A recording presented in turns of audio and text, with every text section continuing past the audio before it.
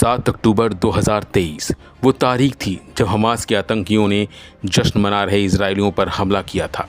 हैरान कर देने वाली बात यह है कि इस हमले में 1200 इजरायली मारे गए। हमास ने इसी दौरान 250 से अधिक इजरायलियों को बंधक बना लिया था। इनमें से कुछ बंधकों को हमास वापस कर चुका है।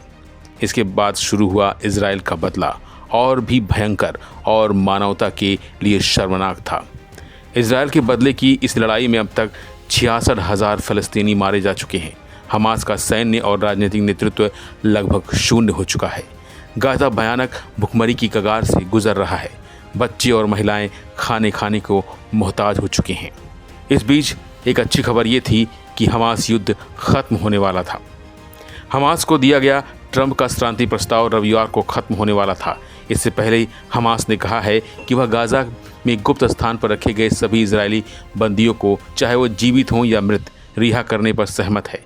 हमास के पास इजराइल के 28 ऐसे कैदी हैं जिनकी मौत हो चुकी है। हमास इनके शवों को अभी भी अपने पास रखे हुए है। अब हमास इनके मृत शरीर को भी इजराइल को सौंपेगा। अभी गाज़ा पीस प्लान का सबसे अहम पहलू है बंधकों का सुरक्षित रिहा होना। बात चाहे गाज़ा की हो या फिर इजराइल की, दोनों ही जगह दूसरे देशों के लोगों को बंधक बनाकर रखा गया है। प्रधानमंत्री बेंजामिन नेतन्याहू कई मौक़ों पर हमास को खुली चुनौती दे चुके हैं कि सभी इजरायली नागरिकों को सुरक्षित गाज़ा के बाहर निकाल दिया जाए। ट्रंप के गाज़ा पीस प्लान के मुताबिक सबसे पहले गाज़ा को आतंक मुक्त क्षेत्र बनाने पर जोर दिया जाएगा। उसके बाद 72 घंटे के अंदर बंधकों को रिहाई होगी। रिहाई के बाद इजराइल अपनी सेनाओं को गाज़ा से वापस बुलाएगा। आखिर में ट्रंप का प्लान स्पष्ट करता है कि अमेरिका, इजराइल और फ़लस्तीन पक्षों के बीच तालमेल बैठाने की कोशिश करेगा और राजनीतिक संवाद की शुरुआत करवाएगा ताकि स्थायी समाधान निकल सके।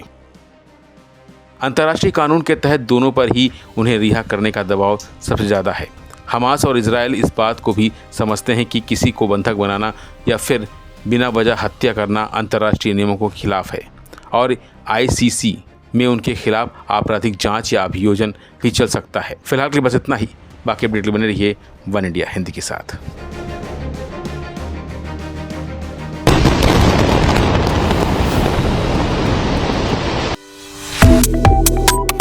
Subscribe to One India and never miss an update.